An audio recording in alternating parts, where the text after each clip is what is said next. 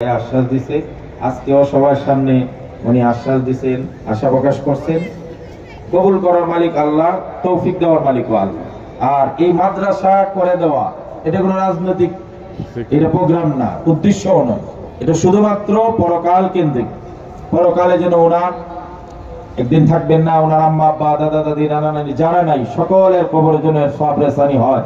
এই জন্য এই মাদ্রাসাটা আমার ভাই করুক, আপনার শান্ত সবাই ইনশাআল্লাহ আল্লাহ কবুল করুক। আরেকটা কথা ভালো লাগছে, আমি আগেও বলছি না, অনেক নেতাদের সাথে আমাদের সাক্ষাৎ হয়, ব্যক্তিগতভাবে কারো কারো ব্যাপারে আমাদের হয়তো বিরক্তির কারণ হয়, কিন্তু কারো কারো কথাবার্তা এবং আচার আচরণ এতটাই মুগ্ধ করে যে তাদের প্রশংসা না করে পারি না।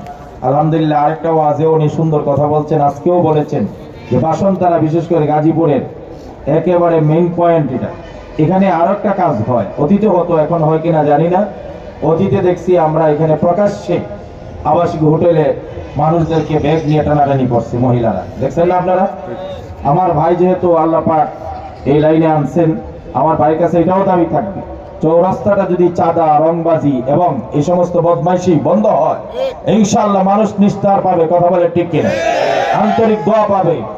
আমরা আমার ভাইয়ের সাথে সর্বাত্মক সহযোগিতা করবো বলে ইনশাআল্লাহ। আল্লাহ আমার ভাইকে দিনের জন্য, দেশের জন্য, মানবতার জন্য কবুল করো, বলেন আমিন।